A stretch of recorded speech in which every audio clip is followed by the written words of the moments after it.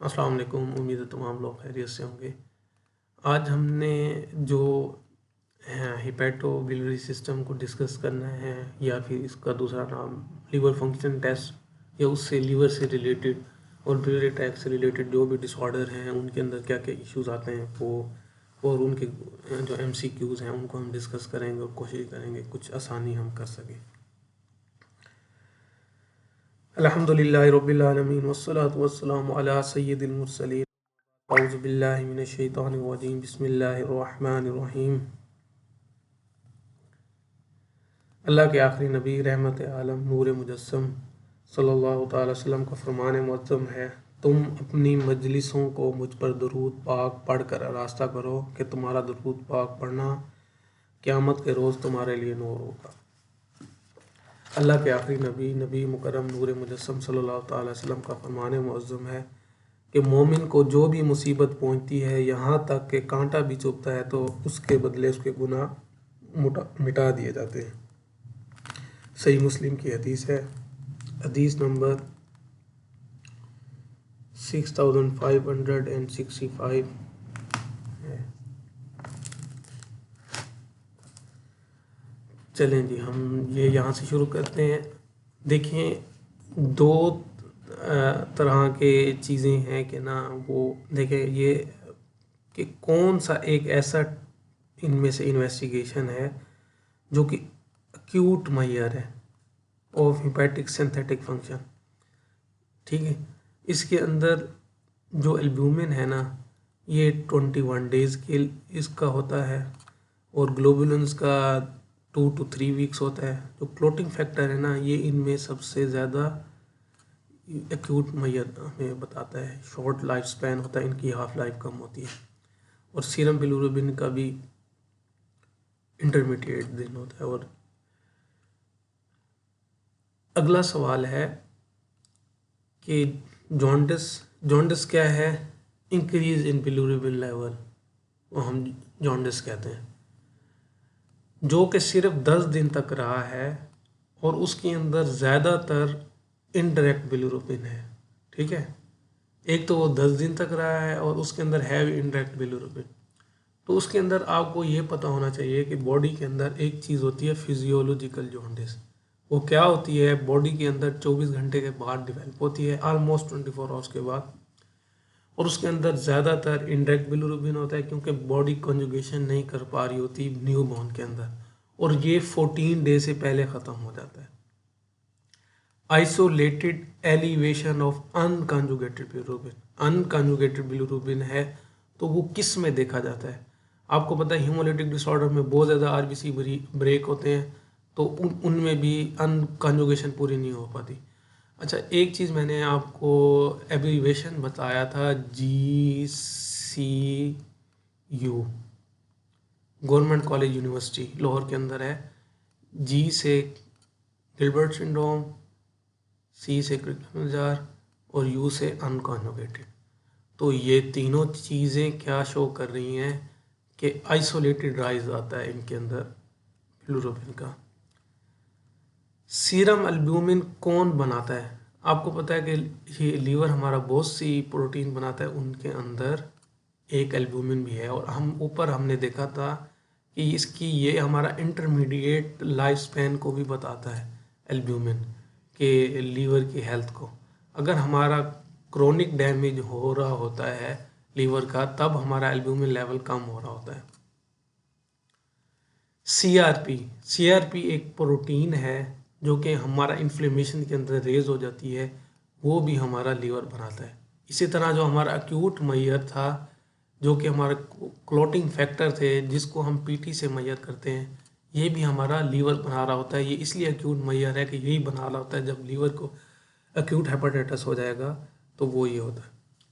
अब जो एक डिसऑर्डर होता है अल्कोहलिक लीवर डिजीज़, जो लोग अल्कोहलिक होते हैं ना, उनके अंदर AST कंपैरेटिवली ALT के ज़्यादा होता है। उसकी रीज़न क्या होता है कि जो ALT की सिंथेसिस है ना, वो इनहिबिशन हो जाता है। हमारा पैराडॉक्सल 5 फास्फेट है ना, वो अल्कोहल उसको इनहिबिट कर देता है। इस वजह से भी वो ALT as compare to the AST कम हमें मिलता है।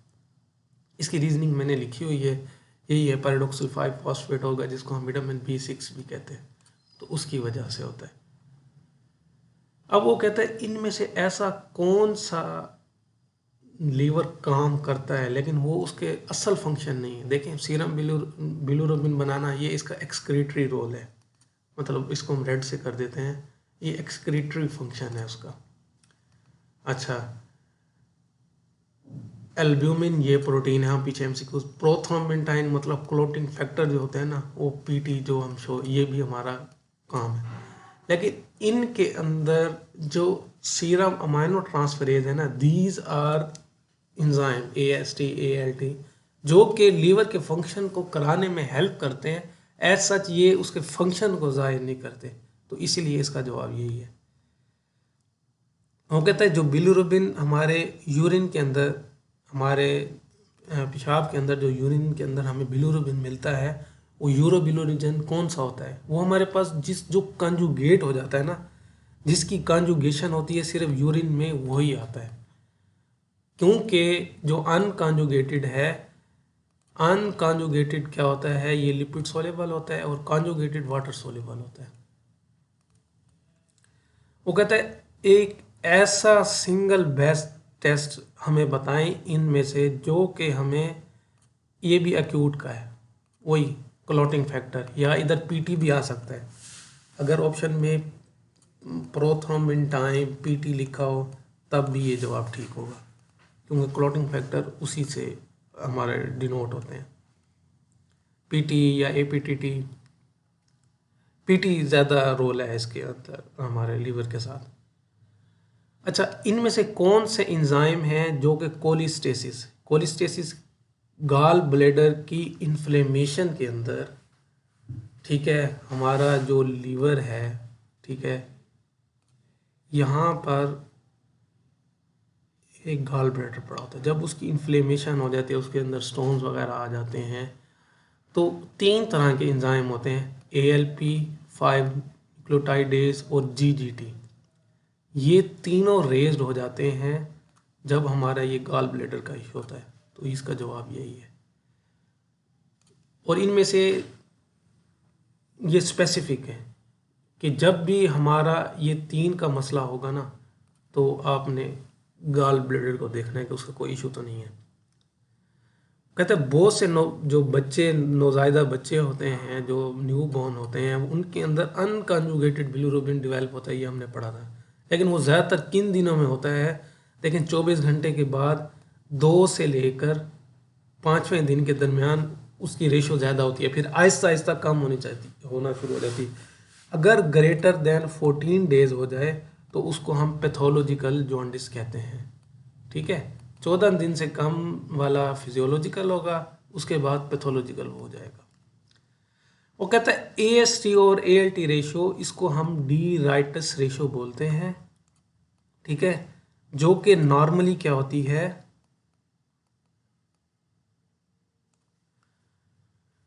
नॉर्मली 2 से कम होती है, लेस देन 2 होती है। अगर वो 2 से ज़्यादा हो जाए तो ये इसके 2 डिफरेंशियल होते हैं, या तो वो अल्कोहलिक लिवर डिजीज़ है, या तो उसको क्रोनिक किडनी डिजीज़ है। इसको बोलते हैं reversal of D rights ratio, ठीक है, रिवर्स हो गई है कि असल में 1:2 था लेकिन 2:1 हो जाता है, ठीक है, इसको रिवर्सल बोलते हैं। अच्छा, वो कहता है कि जो बच्चे माँ का दूध पीते हैं उसकी वजह से भी उनके अंदर जॉन्डिस डिवेल्प हो सकता है। तो माँ के दूध के अंदर एक ऐसी क्या चीज़ होती है जो कि ये चीज़ डिवेल्प करती है, तो उसका जवाब ये है कि उनके अंदर फैटी एसिड होते हैं जो कि इस चीज़ को स्टिमुलेट करते हैं। अच्छा, और अगला सवाल है कि वो कह रहा है कि इनमें से कौन सी चीज़ गलत है गिलबर्ट सिंड्रोम की। अब देखो, मैंने आपको पहले भी बताया था कि इस तरह के जो सवालात जो कि जिसके अंदर ट्रू फॉल्स आते हैं, तो वो हेट्रोजीनस हैं, ये CPSB में नहीं आते।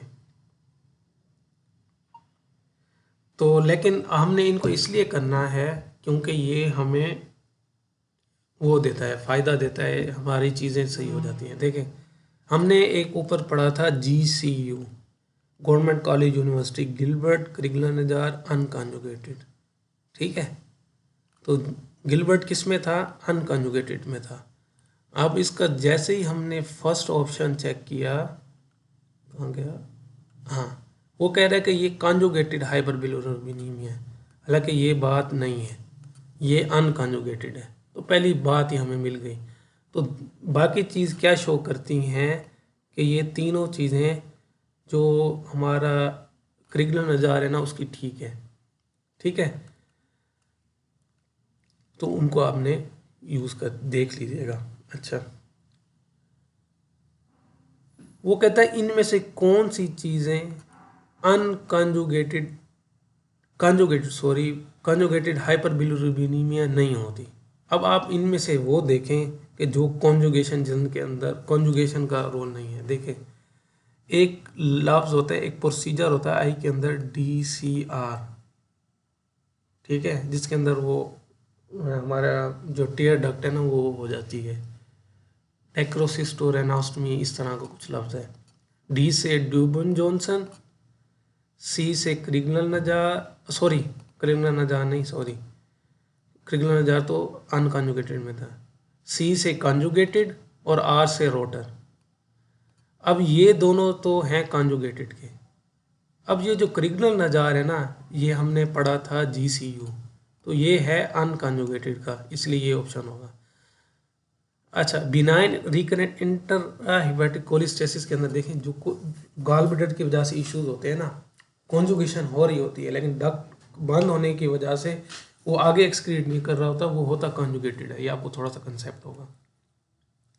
देखिए, बिलिरुबिन यूरिडाइल ग्लूक्रो नाइल्स ट्रांसफरेज जो एंजाइम है ना, वो क्या करता है, इसका काम है कॉन्जुगेशन करना, यानी कि जो हमारा अनकॉन्जुगेटेड है उसको कॉन्जुगेटेड में चेंज कर देना। ये एक क्रिटिकल स्टेप है। अच्छा, बिलिरुबिन लेवल जो कि फिजियो कितने दिनों में वापस आ जाएंगे? With in 2 weeks. मैंने आपको कहा था 14 डे से ऊपर जब जाएगा तो वो पैथोलॉजिकल है, नहीं तो वो ये है, वरना फिजियोलॉजिकल है।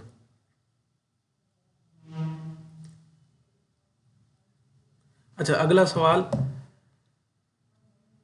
वो कहता है कि एक मरीज है जिसके अंदर अल्कोहलिक हेपेटाइटिस है, ठीक है, अल्कोहलिक हेपेटाइटिस है, उसके अंदर कौन सी चीज़ होगी? एक मिनट, मैं ज़रा आपको, हाँ देखें, रेज AST ALT रेशो है, लेकिन इसने ये बहुत ज़्यादा दी हुई है। अगर यहाँ पर 2:1 भी होता ना, तब भी ये शो करता कि ये अल्कोहलिक है। अच्छा, देखिए, ALP उस पर रेज नहीं होता, गैमा GT रेज होता है। कभी अल्कोहलिक आ जाए ना, वो कहें कि कोई एक मार्कर कराएं जो कि स्पेसिफिक हो, गैमा GT भी आप करा सकते हैं। लेकिन ये तो ऑप्शन है नहीं, ALT भी नहीं है, ठीक है। हाँ, ये रेशो हमेशा ना कम होगी क्योंकि गैमा GT ज़्यादा होता है, ये उल्टा दिया हुआ है, तो इसमें बी ऑप्शन ठीक है। अच्छा, 58 ईयर पेशेंट है, कोरोनरी आर्टरी डिजीज़ है, उसके हमने LFT करा लिए, ठीक है। अब आप देखें कि जो हमारे होते हैं ना कोरोनरी आर्टरी डिजीज़ का, उसका थोड़ा सा कंसेप्ट यूज़ करें कि वो ना स्टैटिन्स ले रहे होते हैं, लिपिड लोवरिंग ड्रग्स। अब लिपिड लोवरिंग ड्रग्स जो है ना, वो हमारा लीवर रिमूव करता है। मैंने आपको एक दफ़ा बताया था कि हमें ड्रग्स के अंदर देखना है कि कौन सी, फिर वो इंसल्ट भी काज कर सकते हैं। तो स्टैटिन्स की वजह से हमारा लीवर हिपैटिक इंसल्ट होता है, उसको डैमेज होता है, तो इस वजह से आप देख रहे होंगे ALT रेज्ड हो गया। तो ये स्टैटिन्स है। तो थोड़ा सा कभी कभी हमें कॉमन सेंस और इस तरह की चीज़ें भी यूज़ करनी होती हैं कि क्या काज हो सकता है। अच्छा, 66 ईयर ओल्ड मेल है। अच्छा, अब इसमें आप देखें, कॉन्जुगेटेड बहुत ज़्यादा है, अनकॉन्जुगेटेड भी ज़्यादा मामूली सा है। तो आप कॉन्जुगेशन पे ध्यान रखें कि कॉन्जुगेशन का मसला हो रहा है।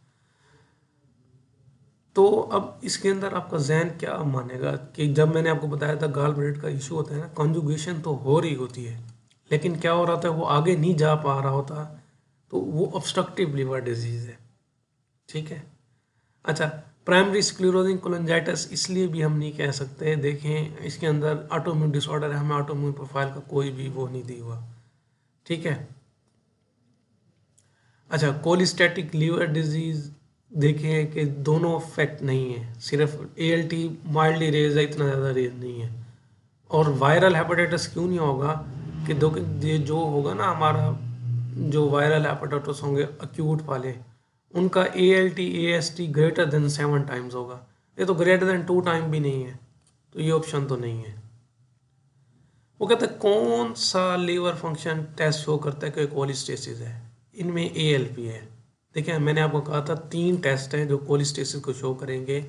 एक तो हो गया एएलपी, उसके अलावा जीजीटी और 5 प्राइम न्यूक्लियोटाइडेज। ठीक है, ये 3 होंगे। अच्छा ना, कुछ चीज़ें, अब अगला सवाल जो है ना, अब्जॉर्बेंस ऑफ बिलिरुबिन जो है ना 454 पर है। कौन सा ऐसा एनालिट है जो ओवरलैपिंग ऑब्जॉर्बेंस शो करता है, क्योंकि हम ना जो केमिस्ट्री के अंदर हमारा फोटोमीटर होता है ना, वो ऑब्जॉर्बेंस की बेस पर कंसंट्रेशन दे रहा होता है। देखिए इसके अंदर ऑप्शन वैसे ना जो बिल्कुल ओवरलैप करता है ना, वो मेलानिन है, हमारा एक स्लीप इंडक्शन हार्मोन है, तो वो नहीं है। उस सेकंड नंबर पे जो ओवरलैपिंग करता है वो हीमोग्लोबिन है, वो दिया हुआ है, तो इसलिए इसका जवाब यही है। तो ये कंसेप्चुअल बेस है, इसमें आप रूल आउट किसी को चीज़ को नहीं कर सकते, ये आपको याद करना पड़ेगा, और नॉलेज बेस्ड है, सॉरी। 22 साला बेबी है, अब आपने उसका देखा यार, इसका ना कॉन्जुगेटेड माइल्ड रेज है एज कंपेयर टू अनकॉन्जुगेटेड, थोड़ा ज़्यादा रेज है, जीजीटी बहुत ज़्यादा रेज है। देखिए ना, अब जब जीजीटी रेज हो और बहुत कम उम्र हो, तो हमें एक चीज़ सोचनी है, कंजेनिटल डिसऑर्डर है गॉल ब्लैडर का, उसको बिलियरी अट्रेसिया कहते हैं। तो जब ये दो चीज़ें इंटरलिंक कर जाए ना, तो पहली चीज़ जो आपने रूल आउट करनी है ना, वो बिलियरी अट्रेसिया करना है। ठीक है, ये इसी का कंसेप्ट मेजर यही है कि ये 2 पॉइंट जिनकी बेस पर हमने कहा कि ये यही जवाब है। अच्छा, 10 दिन का, सॉरी 10 दिन का बच्चा है, तो आप देख रहे हैं कि अनकॉन्जुगेटेड उसके अंदर बहुत ज़्यादा है। ठीक है। अच्छा, अगर आपको बच्चों के अंदर एएलपी कंपैरेटिवली ज़्यादा भी मिल जाए ना, देखें ये रेफरेंस रेंज से, एएलपी बच्चों के अंदर वैसे ज़्यादा होता है, और जब ग्रोइंग बोन एज होते हैं तब भी ज़्यादा होता है। उसकी रीज़न क्या है कि एएलपी का एक आइसो एंजाइम, ये टोटल एएलपी होता है, एएलपी का एक आइसो एंजाइम बोन का भी है। अच्छा, अब इसके अंदर 10 दिन का बच्चा है, अनकंजुगेटेड ज़्यादा है, तो हमेशा आप देखें इनके अंदर ऐसी कौन सी रीज़न है वो सबसे कॉमन है और उसके अंदर अनकंजुगेटेड ज़्यादा होता है, वो हीमोलिटिक डिजीज ऑफ न्यूबॉर्न है। ठीक है, आल दो ब्रेस्ट मिल्क जॉन्डिस और फिजियोलॉजिकल जॉन्डिस में भी अनकंजुगेटेड ज़्यादा होता है, लेकिन वो इतना ज़्यादा नहीं होता। ये देखें, ये 27 टाइम ज़्यादा है, नॉर्मल 1 तक होता है, 1 मिलीग्राम पर डेसीलीटर तक, तो ये 28 आर है उसका, ये बहुत ज़्यादा ये शो कर रहा है कि ये हीमोलिटिक है। बाकी जो बिलियरी अट्रेसिया है ना, उसके अंदर कॉन्जुगेटेड ज़्यादा होगा और ये उसकी होगी, और उसका जीजीटी भी दिया होगा, ये एक है, और एएलपी बहुत ज़्यादा होगा, इसका तो सिर्फ मामूली से ज़्यादा है ना, उसका काफ़ी ज़्यादा होगा। अच्छा, कौन सा ऐसा हेपेटिक एंजाइम है जो कि साइटोप्लाज्म में ज़्यादा होता है। देखिए जो साइट इसकी ना डिस्ट्रीब्यूशन है, इसको आप याद रखने कि जो एएलटी है ना, वो साइटोप्लाज्म में ज़्यादा होता है, एएससी डिस्ट्रीब्यूट होता है, साइटोप्लाज्म में भी होता है, माइटोकॉन्ड्रिया में भी होता है। इसलिए जब एक्सेसिव डैमेज होता है तो एएसटी माइटोकॉन्ड्रिया से भी निकल आता है, तो उसकी रेशो ज़्यादा हो जाती है, जैसे कि हम क्रोनिक में देखते हैं, जब डी राइटस रेशो वो हो जाती है। अच्छा, 42 साल बंदा है, ये सिम्टम्स हैं उसको, जॉन्डिस प्रूराइटस है, 6 माह से उसकी ये हिस्ट्री है। बिलिरुबिन आप देख रहे हैं कि उसका 10 टाइम्स है, नहीं सॉरी 20 टाइम्स है, 17 तक है ना, तो आप ये 20 टाइम्स ज़्यादा है। और उसके अंदर जो सिग्निफिकेंट फीचर है, एएलपी ज़्यादा है, जीजीटी ज़्यादा है, और एंटी माइटोकॉन्ड्रियल एंटीबॉडीज़ पॉजिटिव है। यानी कि ये क्या चीज़ें शो कर रही हैं, गॉल ब्लैडर का इशू है, ठीक है, और कोई है भी ऑटोइम्यून डिसऑर्डर, और ये है।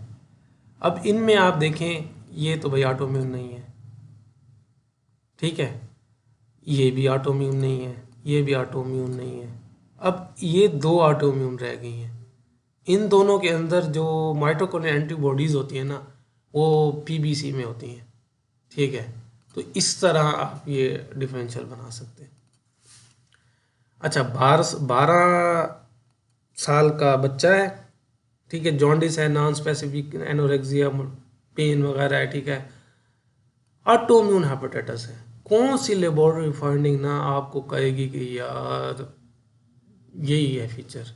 देखिए, वैसे तो जब ऑटोइम्यून डिसऑर्डर होता है और अक्यूट हो, खैर इधर अक्यूट का जिक्र नहीं है, तो जो ALT/AST रेशियो है ना, वो 3 टाइम्स से भी ज़्यादा होती है इन सब ऑप्शन के अंदर। अच्छा, अल्कलाइन फास्फेटेज इतना रेज नहीं होता, ठीक है, क्योंकि ये हेपेटाइटिस का इशू है।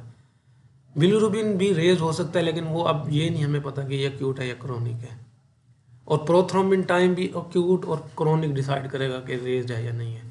इन सब में से जो बेहतर ऑप्शन है ना, कि ऑटोइम्यून डिसऑर्डर के अंदर ना ग्लोबुलिन ज़्यादा हो जाते हैं, यही है। अच्छा जी, ये सवालात थे, उम्मीद है आपको काफ़ी हद तक समझ आ गया होगा। फिर भी कोई कन्फ्यूजन हो तो आप पूछ सकते हैं। Thank you.